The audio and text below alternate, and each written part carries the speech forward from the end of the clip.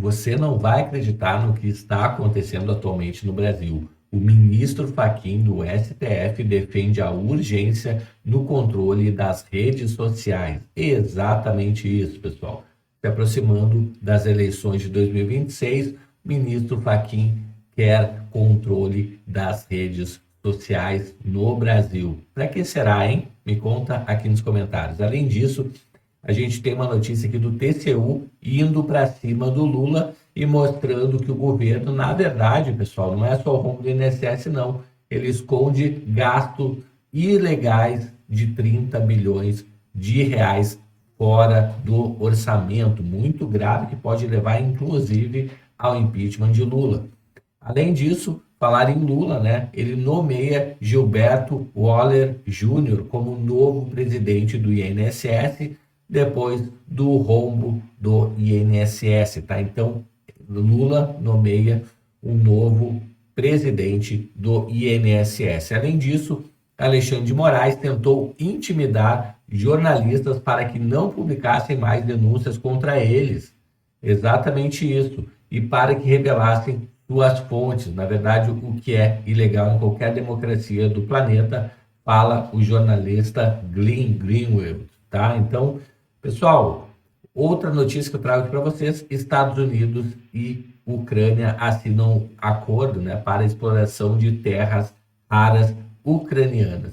A Ucrânia não sabe mais o que fazer, né, para trazer os Estados Unidos para a negociação de paz junto à Rússia, e essa é uma das formas que o Volodymyr Zelensky lá descobriu de fechar uma parceria estratégica com os Estados Unidos. E por fim, pessoal, o deputado Sóstenes Cavalcante, líder do PL, foi intimado dentro da Câmara dos Deputados a mando de Flávio Dino. É exatamente isso, pessoal. O oficial de justiça, semana passada, intimou Bolsonaro dentro da UTI, agora um outro intima, né, o deputado Sóstenes Cavalcante, que é o líder do PL na Câmara, dentro da própria Câmara. Tudo isso e muito mais vídeo de hoje, então já se inscreve no canal, habilita o sininho. Sem mais delongas, aqui já vamos para a nossa primeira notícia de hoje. E a gente começa, pessoal, com o Fachin defendendo urgência no controle das redes sociais. Exatamente isso, tá? Então, ministro do STF critica modelo de negócio das plataformas e alerta para impactos da desinformação. Tá? Então, aqui a foto do Fachin. Então, pessoal, o Supremo ele já analisa a responsabilidade das plataformas digitais pelo conteúdo postado por seus usuários, em uma ação atualmente suspensa depois de pedido de vista do ministro André Mendonça. Para Fachin, a fake news ameaça a democracia, tá? Então, pessoal, a gente vê muitas coisas aqui sobre a questão, inclusive, de 2026 das redes sociais. A fala do ministro se insere num contexto de crescente cobrança por parte de autoridades e instituições. Essas correntes apontam as redes sociais como vetores da disseminação de notícias falsas e ataques à democracia. Fachin também criticou o que chamou de populismo digital autoritário. Tá? Conforme o ministro, esse tipo de populismo representa uma ameaça às democracias ocidentais e aos valores fundamentais da liberdade. Desenvolve-se o populismo digital autoritário, cujo tsunami está prestes a afogar as democracias ocidentais e as clássicas conquistas da liberdade. O ódio, infelizmente, vende bem mais que a solidariedade. Tá aí, pessoal. Me diz aí nos comentários o que você acha disso. Tá? A próxima notícia aqui: rombo bilionário do governo Lula, que pode levar, inclusive, a impeachment de Lula. Vamos ouvir aqui. A auditoria do Tribunal de Contas da União revelou que o governo está escondendo gastos bilionários fora do orçamento. Embora ainda em fase de instrução, o relatório identificou pelo menos 4 fontes de receitas que não foram recolhidas à conta do Tesouro Nacional como verbas oriundas de fundos privados.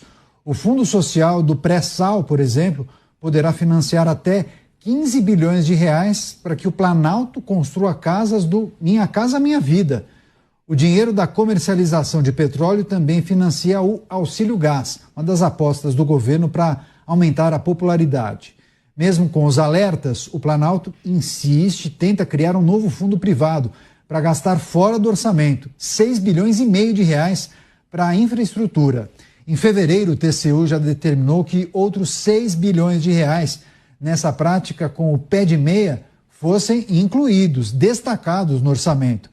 Essas práticas são vistas como uma forma de burlar os limites do arcabouço fiscal, criando uma espécie de orçamento paralelo, que acaba encobrindo a situação deficitária das contas públicas e permite que o governo gaste mais do que aquele valor previsto no orçamento. Tá aí, pessoal, então, né, pedaladas fiscais, né, tal como a Dilma fez em seu governo, podem levar ao fim do governo Lula antes do esperado. Próxima notícia é que Lula nomeia, então, Gilberto Valer Júnior como novo presidente do INSS. Tá? Ele ocupava um cargo de corregedor na Procuradoria-Geral Federal, órgão ligado à AGU. O ex-presidente do Instituto, Alessandro Stefanuto, foi demitido em 23 de abril. Tá? Então, pessoal, esse Valer Júnior é bacharel em Ciências Jurídicas e pós-graduado em combate à corrupção e lavagem de dinheiro. Né? E o Lula mandou demitir o presidente do INSS, Alessandro Stefanuto, depois de ser alvo da operação sobre os desvios, né? Sobre o roubo do INSS de 6,3 bilhões. Tá? Então, aqui fala um pouco da operação e entra, então, aí o Gilberto Valer Júnior. Vamos ver, né?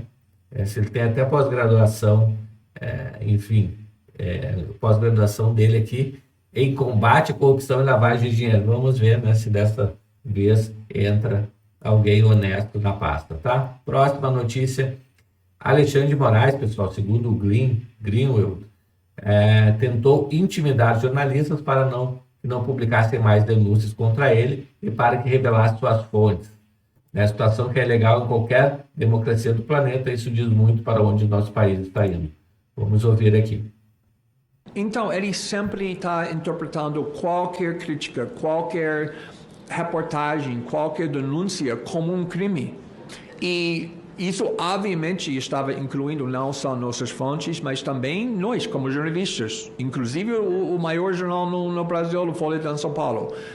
E ele não tinha a menor hesitação de usar essas acusações contra jornalistas, contra um jornal muito grande que está funcionando aqui muitas décadas no Brasil.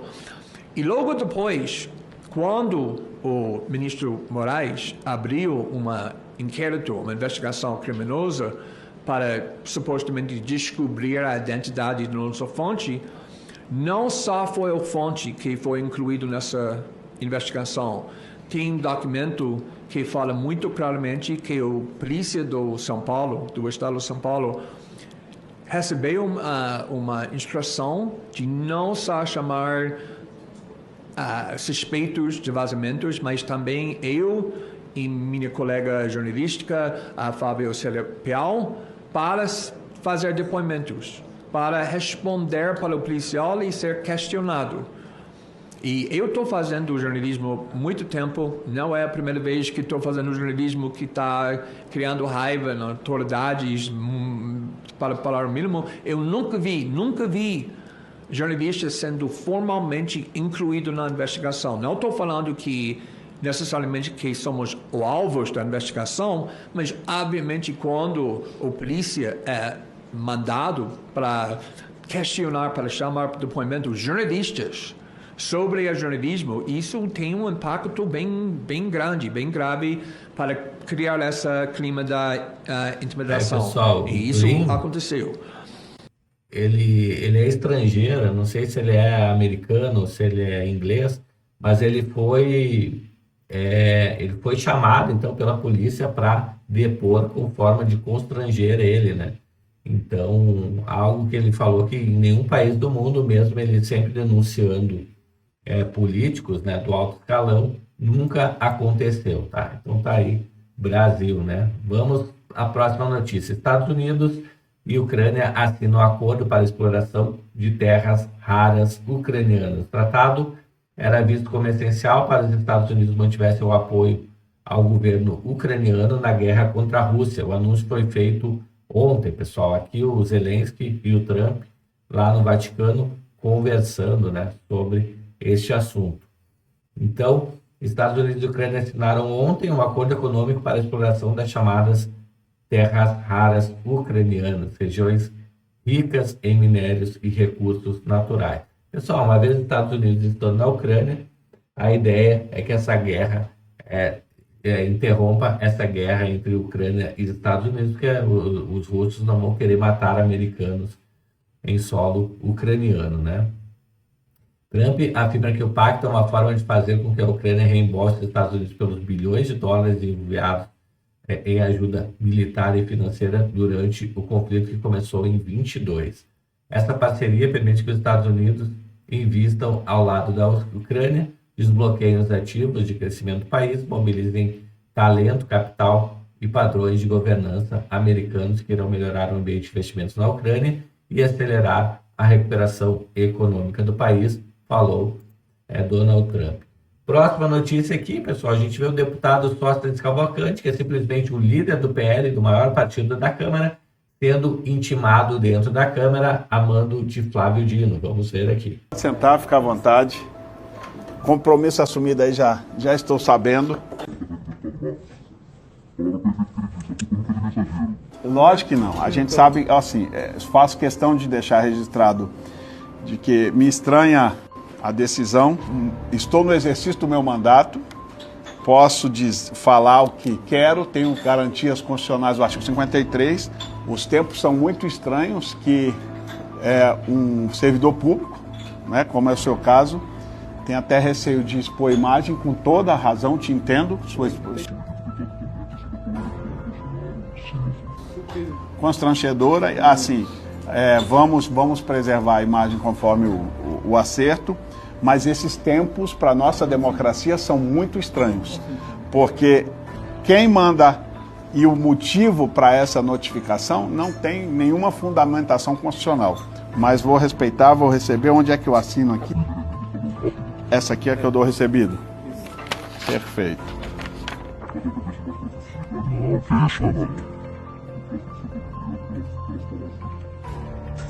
Recebido. Mas nós sabemos que isso é uma decisão totalmente legal.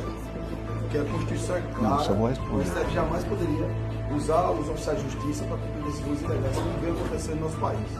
Estamos literalmente vivenciando a ditadura da Constituição. E é preciso a gente falar isso e deixar claro.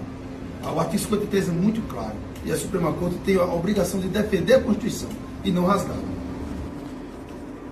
Quaisquer palavras, opiniões, quaisquer.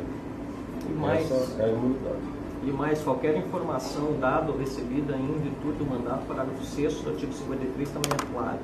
O deputado tem imunidade em relação a isso. Então, a decisão do ministro Flávio Dino, que na verdade é o líder do governo Lula no Supremo, né, é uma decisão inconstitucional. É o Marcel Van Hatten falando, pessoal. Muito obrigado, bom trabalho. Deus te abençoe, Então, tá? é claro Bom trabalho para que você. A gente sabe, Obrigado. E o compromisso assumido será cumprido. a gente sabe que o oficial de justiça, né, pessoal, está fazendo o trabalho dele, né? Ele está bem abaixo na hierarquia, né? Mas foi a mando do Flávio Dino. Me conta aqui nos comentários o que você achou dessa intimação do deputado Sóstenes Cavalcante dentro da Câmara de Deputados. Eu vou ficando por aqui, então se inscreve no canal, habilita o sininho de notificações e a gente se vê no próximo vídeo. Até mais, tchau, tchau.